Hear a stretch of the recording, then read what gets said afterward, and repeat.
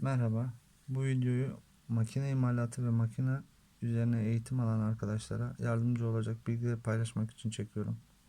İlk konumuz silindirik düz dişliler ve çap hesabı, bölüm dairesi hesabı, silindirik düz dişlilerde dişleri ölçerek modül bulma, eksen hesabı ve de düz dişlilerde VN hesabı.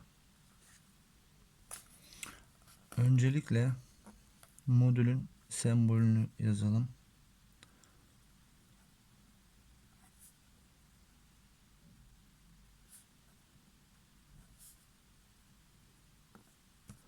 Diş sayısının sembolünü yazalım.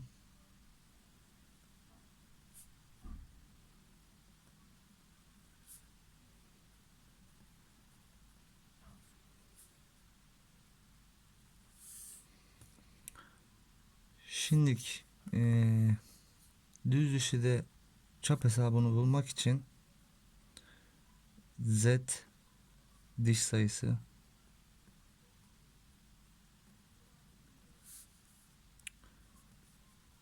artı 2 sabit sayı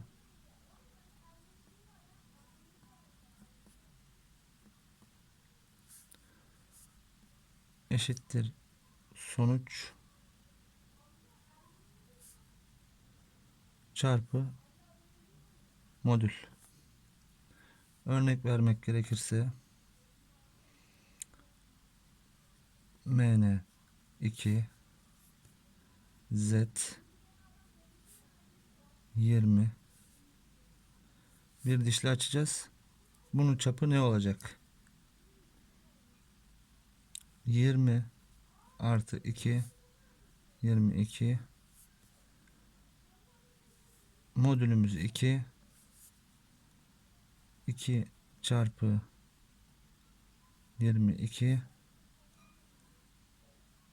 eşittir 44. Yani torna edeceğimiz çap bu olması gerekiyor. Bu 2 ne diye sorarsanız, bu 2 sabit sayı. Düz dişlilerde çap hesabı yaparken diş sayısına 2 ekliyoruz. Ondan sonra modüle çarparak çapı buluyoruz. Yani açacağımız dişlinin çapı 44 oluyor. Şimdi bir de bunun bölüm dairesi var. Yani taksimat dairesi çapı. Bu iki dişlinin şöyle göstereyim. Dönerken kesiştiği nokta. İki dişlinin kesiştiği nokta. Buna da bölüm dairesi yani taksimat dairesi çapı diyoruz. Bunu da nasıl hesaplıyoruz? Modül çarpı Z eşittir sonuç. Yani örnek vermek gerekirse 2 çarpı 20 eşittir 40. Bu da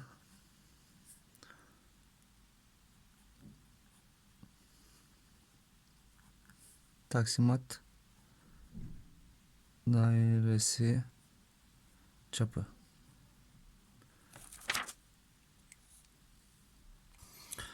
Yani çap 44, bölüm dairesi taksimat dairesi çapı 40 oluyor.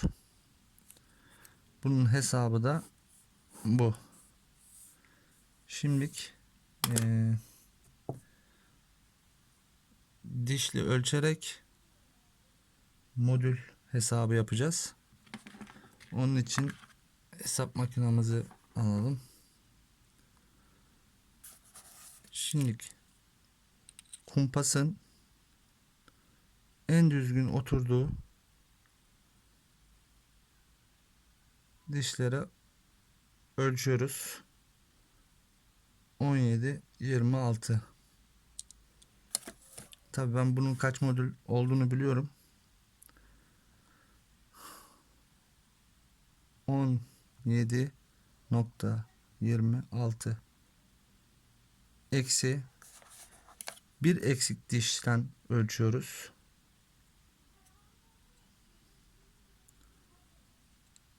15,04 15,04 eşittir bölü pi eşittir bölü 20 derecenin kosinüsü eşittir 0,75 modül. Yani şimdi elinizde bıçak olmayabilir kontrol etmek için. Normalde bir numune geldiği zaman ne yaparsın? Gidersin modül çakını alırsın, dişliği oturturursun. Oturuyorsa modülü kontrol ettiğin dişli çakıdır. Ama dışarıda bir ölçü almaya gittin veyahut da bir numune geldi, elinde bıçak yok. En basit şekilde bulabileceğin formül bu. Bu şekilde bulabilirsin. Bu 0,75 modül. Bunu bir müşteriye sanayi tipi hamur mikseri için yapmıştık. 2 tane var. Örnek olsun diye sadece göstermelik getirdim. Şimdi formülünü yazacağım. Biz bunda 8 ve 7 dişten ölçtük. Şöyle yazayım.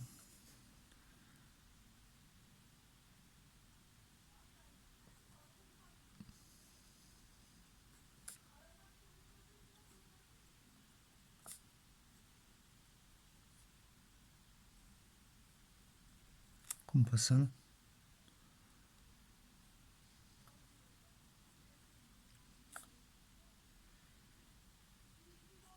oturdu.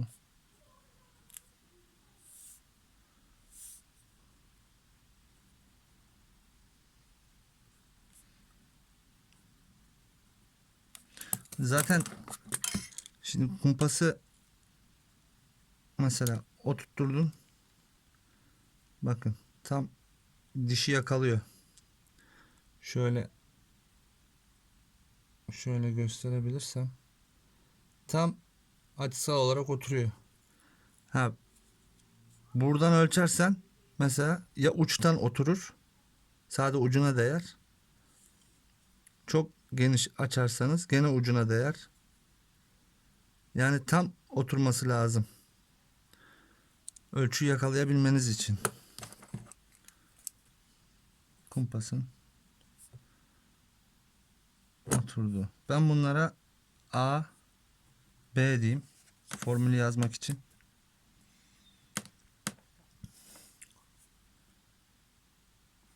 A eksi B eşittir.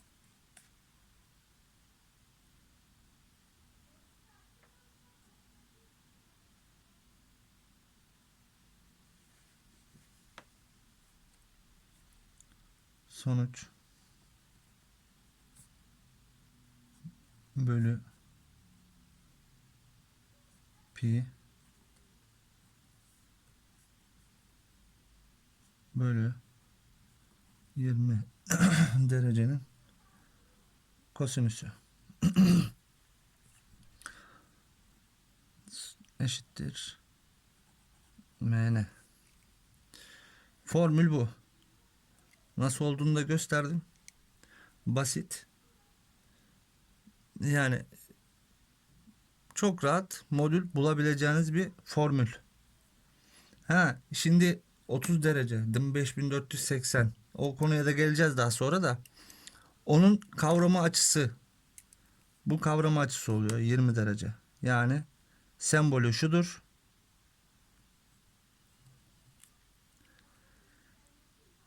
Bu 30 olsaydı 5480. Bunu 20 değil de 30 derece olarak kabul edip kosinüs yapacaktık.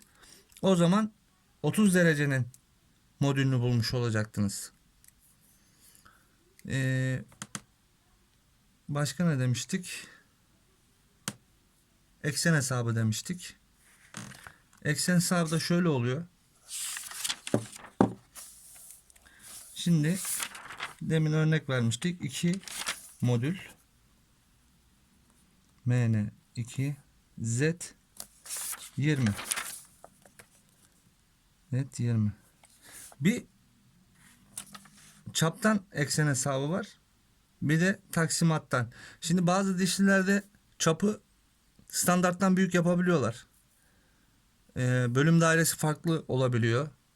Dişli sivri olmuş oluyor. Küt olmuş oluyor. Ben şimdi size standart olarak hesap yapacağım. Nasıl yapacağım? Onun hesabı da şöyle oluyor. Çaptan hesaplarsanız 2, tabi bunun eksen hesabını yapmak için bir dişli daha lazım. Çünkü iki dişli birbiriyle çalışacağız.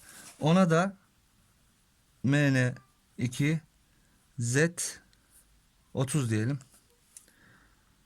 Şimdilik bunların önce çaplarını bulacağız. 2 çarpı şöyle yapayım. 20 artı 2 eşittir 22. 2 çarpı 22 eşittir 44.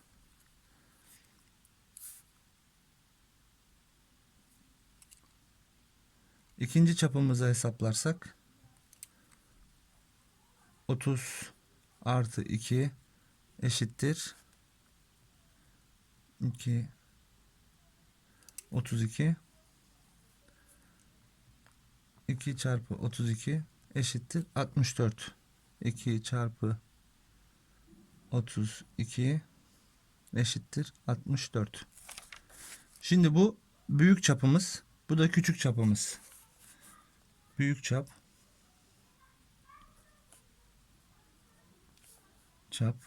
eşittir 64.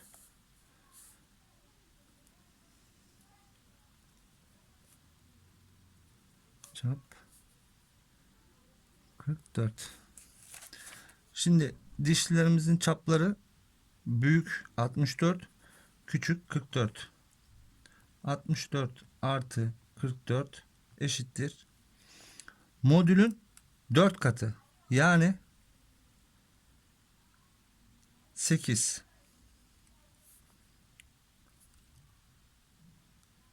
108.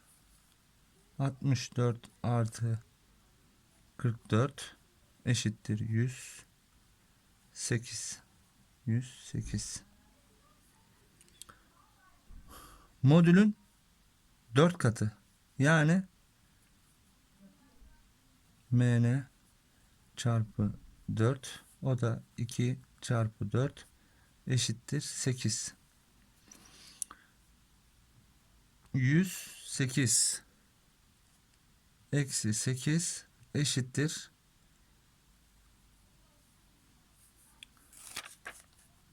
108 eksi 8 eşittir 100 bölü 2 eşittir 50. Bu iki dişlinin çalışma ekseni 50 milimetre. Yani onu da şöyle yaparız. Yani bu iki dişli çarkın çalışması için bu ara 50 olması lazım. Yani mesela rulmanlarla çalışıyor bir ikisi. Bu iki rulmanın eksen hesabı, yani eksen mesafesi 50 olması lazım. Ya da bu diş bu çaplara göre buranın 50 olması lazım. Eksen hesabı da böyle oluyor. Bunun bir de çap değil de taksimat dairesi çapına göre hesabı var. Onu da şöyle yapıyoruz. Taksimat dairesi hesabını biliyoruz. Az evvel anlatmıştım. MN2 Z20 MN2 Z30. Bunları taksimatını bulmamız için 2 çarpı 20, 2 çarpı 30 yapıyoruz. Eşittir 40, eşittir 60. Taksimat dairesini yani eksenini hesaplamamız için 60 büyük çap artı küçük çap eşittir 100 bölü 2 eşittir 50. Ya hatta böyle de bulabiliriz.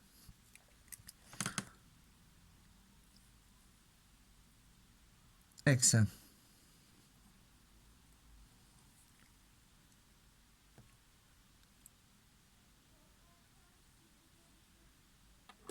Bu videoyu burada sonlandırıyorum.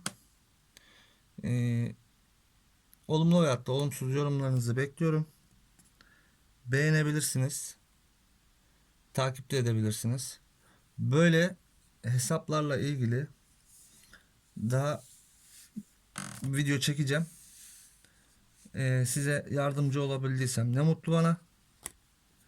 Herkese iyi günler. Hoşça kalın.